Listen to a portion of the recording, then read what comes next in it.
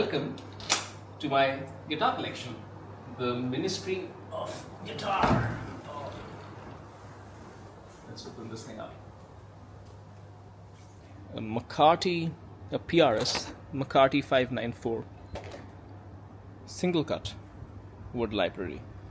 If that isn't one of the best tops that you have seen on any guitar, let alone Fender, let alone PRS, let alone whatever. This is just, I don't know. I see plenty of nice tops. I have a lot of PRS's, private stocks, and this is no ordinary store either. It is Ishibashi Ochano Mizu's world's finest guitars. It is a Gibson custom shop only. The whole shop is only Gibson custom shop. Fender vintage Hot Rod 57 Stratocaster, candy apple red. This is, apart from being one of the most incredible looking guitars you will see, this is in charcoal. This is one of the most special PRS guitars out there. So this is an even larger case than the Snakebite. This is also an Explorer, and for me this guitar is a good example of why sometimes you just need to ignore branding and look at the fundamentals of a guitar. So let's open it up and then I'll tell you about what makes this guitar very, very special and what makes it maybe the most value for money guitar, especially used. In fact, you can only get it used out there. So let's open it up. That is a very, very good looking guitar. That is a massive piece of flame maple, and it's a piece of flame maple, it's not a veneer. Ebony fretboard, Seymour Duncan pickups, great quality nut, great frets, blocking tuners. So this is a Chapman Ghost Fret. For those of you who are not that familiar, Chapman is a company that is a British company by a YouTuber, Rob Chapman, and these guitars were made in Korea. This is a special model. They made a initial run of it which had Seymour Duncan pickups. So this is a made in Korea guitar which is very high quality, same quality as PRS SE or the old PRS SE when they were still made in Korea, or ESP Ltd. It has better specs than those guitars because it has proper USA specs. See, that's a proper flame maple top. It's a thick piece of maple as well. Amazing pickups, everything. And you know what? These guitars are not even worth $500 today. And if you had to, and it comes with this hard case as well. So, especially the first run, if you can get that for about $500, you cannot get an equivalent guitar, a new guitar with these specs for less than $3,000 or maybe $2,500. Especially not something that has everything like this has. Why do I have this guitar? Well, I was fond of this guitar when I first heard of it. I was following Rob Chapman at the time. I like Explorer shapes. I wasn't sold on the blue color, but it has really grown on me, and I think with this flame it looks exceptionally better. And I'm not a big fan of the headstock, but I can ignore that. And beyond the specs, this is an incredibly good guitar. I mean, if you have this guitar, logically speaking, you'll never feel like you're lacking for something. You never feel that there's a much better guitar out there. You need to upgrade to a more expensive guitar. This feels like a very expensive guitar. So if you're good with the Explorer shape, which maybe some of you aren't, but a lot are as well, I highly recommend you find one of these original Ghost Frets. These are the made in Korea first run. This is not the cheaper version made in Indonesia with poorer specs, and these will be incredibly great value for money. So here we go, the Chapman Ghost Fret in blue, some sort of blue, first run with Seymour Duncans. To round off the Explorers, this is not only perhaps the largest case in my collection. This is my favorite Explorer, and also not only my first Gibson that I bought, but also my favorite Gibson. And this is a very, very unique beast. It's a unique color, it's a unique spec, and you don't see them, and they're impossible to find. And this is a Silverburst Gibson Explorer baritone. You can see the length of this thing as we go forward. So as I pick it up, and it is a big guitar, let's talk a little bit about this model. So what is this? It's a Gibson Explorer from 2011. It was a limited run. It is a 28-inch scale.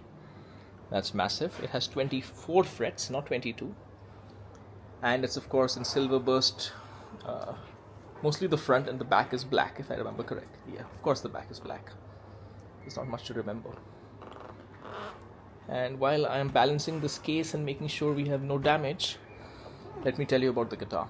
So, limited run 2011, Gibson made very few of these, only in Silverburst. These are impossible to find. These have a mahogany body. They have unusual fretboard. I can't remember the material, but it's not rosewood. It's some other substitute. And otherwise, specs are pretty standard. Gibson Explorer, 3 knobs, 2 humbuckers, pneumatic bridge, 3-way switch. But the main thing to note is the humbuckers in this originally, which are still with me, I think they were 496R, 500T something, were not great. They were not suited for playing baritone. So what I did is I have bare knuckle painkillers in them, and my god, they take to this guitar like a fish to water. And I also added the coil split. So this guitar is a beast. I think I currently have it in A standard drop G, which means it is tuned, instead of being tuned from E to E, it's tuned from A to A with the drop D style, so it's like a drop G. It's great for metal, but it's really good for ambient, and I really use it mostly for ambient to create these very eerie atmospheres. It's very addictive actually. This is one of my favorite guitars. It's been with me for a long time. So the story is I really wanted a Gibson Explorer, and guess what? The local shop did not have a normal Explorer. They only had a baritone Explorer, and I was really bummed. I was like, why? But then I was like, I have a feeling that I will like baritone guitars sometime in the future. And this was 2015, when baritone guitars were not known to be. So as I was saying, I got it in 2015. At that particular point in time, baritone guitars weren't really a thing, but I had a feeling it might just be something I like.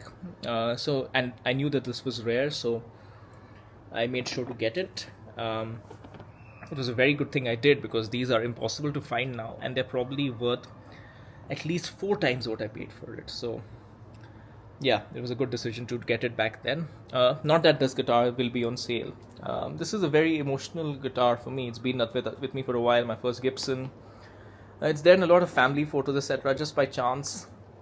So I'm not going to sell this, though I keep getting so many offers for this guitar. I have to always inform them, no, this is not for sale. Not in the conceivable future, but who knows, right? You can never say never to life, but not for now. I really like this guitar. It is an incredible instrument. Of course, it's regular Gibson USA quality, etc., but I would have to say this is one of the better ones. So if you manage to get your hands on this, there is no substitute for the real McCoy, frankly. I mean, I like the Snakebite LTD, but this guitar is in a different league altogether. And so yeah, even though this case is massive and takes up a big chunk of my square footage, I'm not going to let this guitar go anywhere else anytime soon. Okay, we'll move on to another guitar with a very, very large case. This is the widest guitar case I own, for sure. But this is not the largest guitar. This is another guitar that... Actually, not another guitar. This is a very unique guitar in the sense that it took me, I think, 15 years to buy this guitar. Not this particular guitar, but this model. And the reason for that is, as some of you may know, or if you don't, I'm a big Children of Bodom fan. If there are bands that completely transform my guitar playing, or guitarists, Alexi Laiho would be up there. But his choice of guitar was never my cup of tea. And because I'm not blindly into hero worship, I didn't want to get Alexi Laiho's signature just because Laiho played it. But I was always very intrigued by it, though I knew that it's a big V with a big thing, with a big fin. I'm not sure if I like it. Almost bought one in 2008. In fact, was selling my Epiphone Les Paul at the time to fund it. But then last moment, what happened was I was about to buy it, but the buyer for my Epiphone Les Paul pulled out. And hence I didn't have the funds to buy one. And then I looked at it again over and over the years, but it was only this year when I was able to do a very nice trade for another PRS of mine that I finally decided to take a plunge. And what a wonderful plunge it was, because look at that. I mean, still not my cup of tea in terms of having only one pickup, but I do love the Floyd now.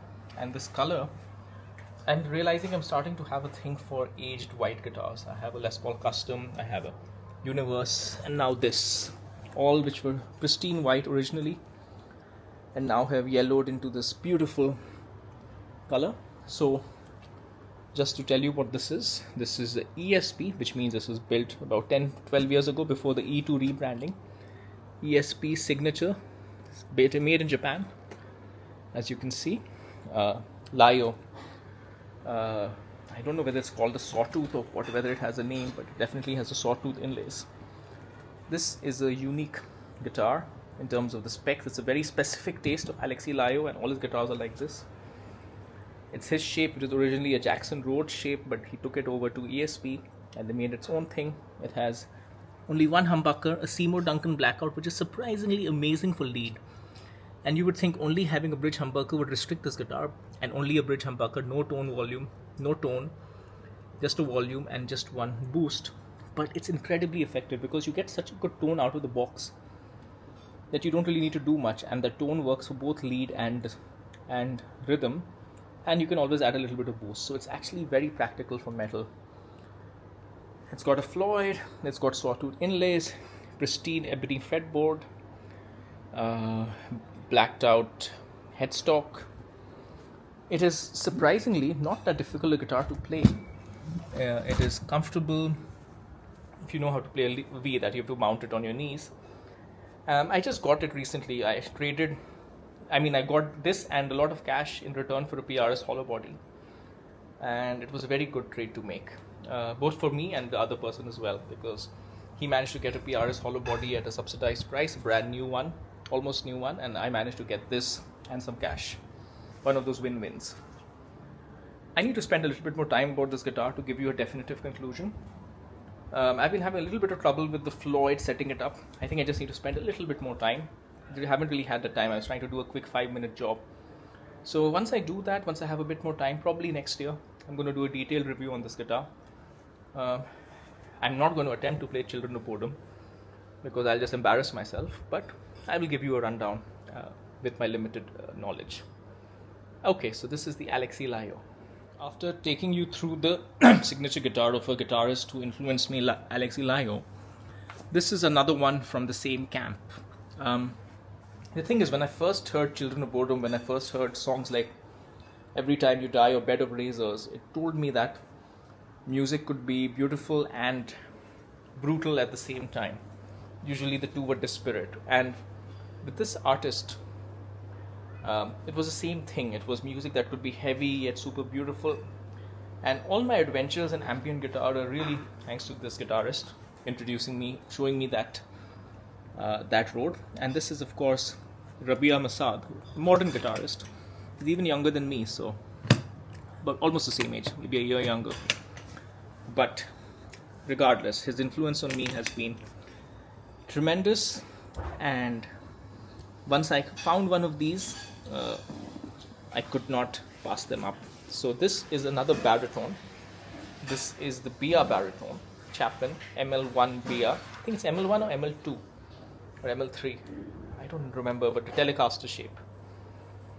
This is a baritone, much like the Explorer I showed you earlier. This is 28-inch scale, massive thing.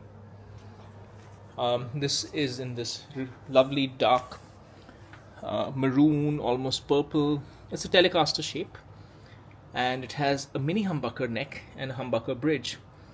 And what I've done is I have put the authentic humbucker. So this is a made in Korea Chapman guitar. This comes with Chapman branded pickups, but Rabia's actual guitar has a Warpig, and that's what I put in here. I managed to get a good Warpig at a good price, so it was but obvious to make that.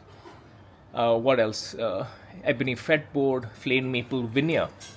So this is different from the Chapman I showed you earlier. This is a flame maple top, I mean a regular top with a flame maple veneer.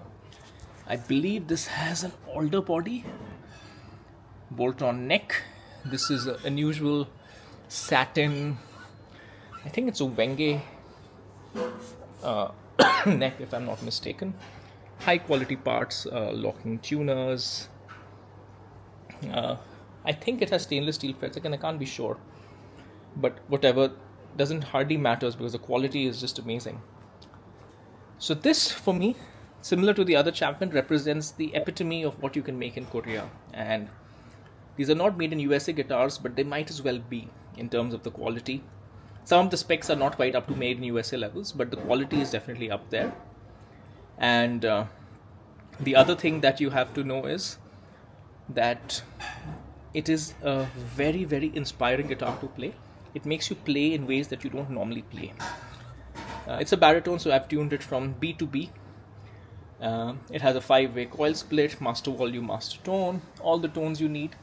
The neck pickup being a Mini 59 style, not the actual Mini 59. At some point, maybe I'll put the actual Mini 59 in here. Seymour Duncan Mini 59, but for now, it's okay. Gives it a big sound, a big volume difference between the neck and the bridge, but the combined positions work surprisingly well and the splits work surprisingly well, which is really cool to have in a baritone guitar.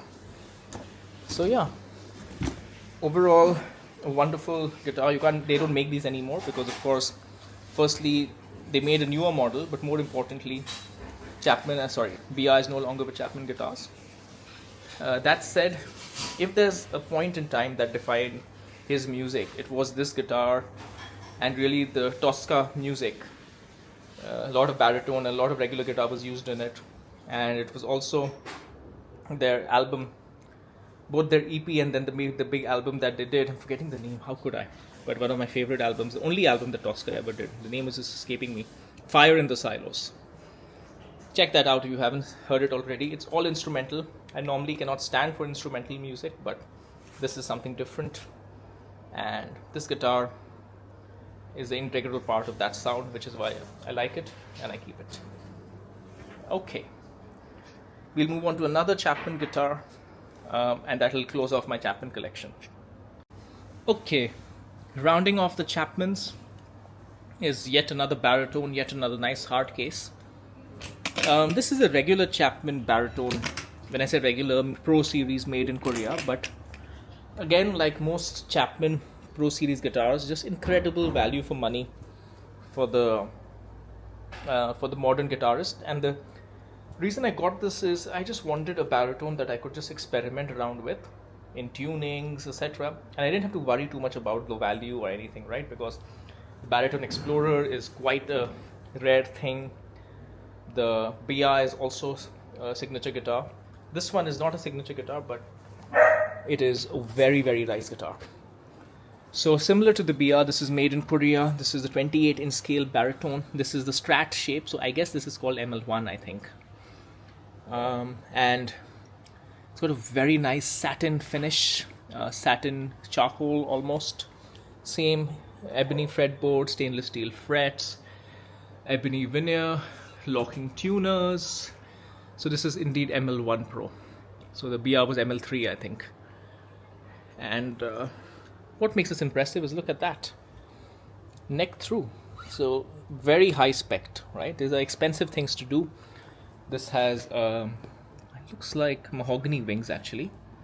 Yeah, these are definitely mahogany. Maple neck through. 2 humbuckers. These are Chapman humbuckers, so these are not branded, but these are pretty decent. And master volume, master tone, 5-way switch. Very high quality guitar for the money, especially used. I got this new because I thought this was good enough to buy new, and I got the Bea used new as well. I haven't used it enough though, so it's something that's been lying around. My experiments in baritone guitars have been a little taken over by my experiments in 7-string, 8-string guitars. So when I bought this, I was a 6-string player, and since then I have become like a 7 and 8-string player. So this guitar is a little neglected. Hence, this particular guitar It's on sale, I think. I don't think I put it up for sale. I'm not really sure. I have to check my listings. It's a nice one.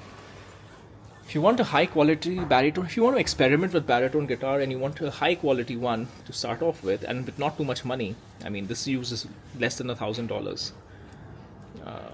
This is a very, very good option. Of course, it's a little bit more for you if you have a little bit more modern taste. That's where the pickups are. This is more for modern music. This is not your baritone for country, etc. I do have something that does do that. But for the money, you get a lot. You get the hard case, you get a very neck through, high quality hardware, high quality everything, bridge, tuners, etc. The pickups are also possible, more than possible, and a beautiful satin finish and very nice to play and feel.